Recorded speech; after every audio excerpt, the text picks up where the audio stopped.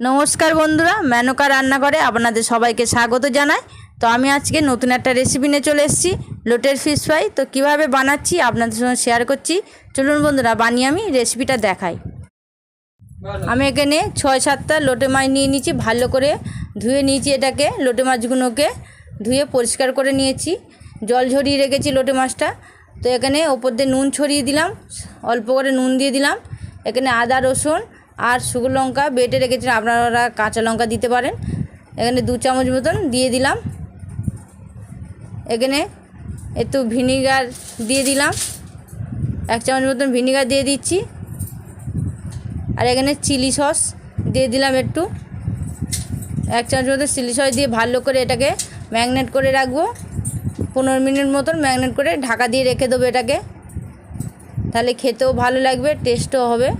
তো এইভাবে আমি মেখে রেখে দিচ্ছি ভালো করে, যাতে মাছের মধ্যে মশলাগুলো ভালো করে লেগে যায়। তো এইভাবে ভালো করে দিয়ে দিচ্ছি, চামচ দিয়ে লাগিয়ে দিচ্ছি মাছগুলোর মধ্যে। তো দিয়ে এখানে ঢাকা দিয়ে রাখবো, ঢাকা দিয়ে দিলাম। একটা বাটির মধ্যে আলাদা করে বেসন নিয়ে নিচ্ছি আমি। এখানে একটু বেশি করে বেসন নেবো, কারণ বেসনটা একটু ঘন করে ফাটতে হবে। তো এখানটায় বেসন নিয়ে নিলাম, 1 চামচ মতন হলুদ দিয়ে দিলাম, কাশ্মীর লঙ্কার গুঁড়ো একটু দিয়ে দিচ্ছি, আর গোলমরিচের গুঁড়ো দিয়ে দিলাম 1 চামচ মতন দিয়ে দিলাম। স্বাদ মতো সামান্য নুন দিলাম একটু,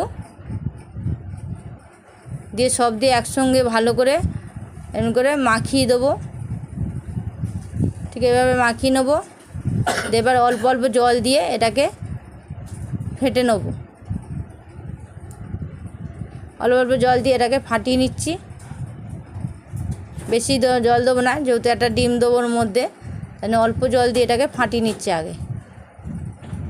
একটু এখানে খাবার সোডা দিয়ে দিলাম সামান্য, দিয়ে ভালো করে ফাটিয়ে নিচ্ছে। এইভাবে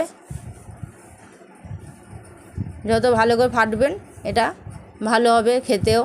তো এখানে একটা ডিম দিয়ে দিলাম, দিয়ে আবার ভালো করে ফাটিয়ে নিচ্ছে এটাকে।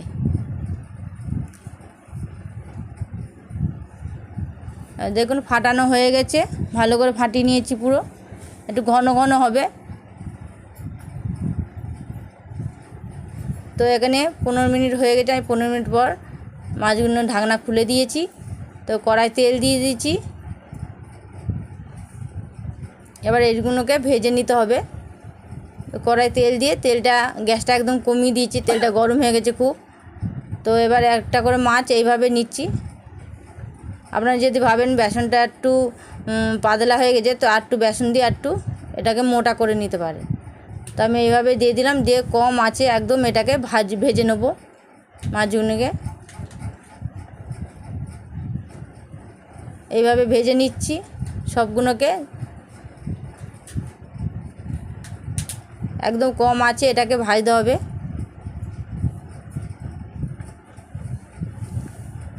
তো 3খানা করে আপনাদেরকে দেখাচ্ছি, দেখুন এভাবে করে দুদিকে ভালো করে লাল লাল করে ভেজে নিয়েছি। নিয়ে এবার তুলে নেব, এইভাবে সবগুলোকে করে নেবো, একবারে ভেজে তুলে নেব।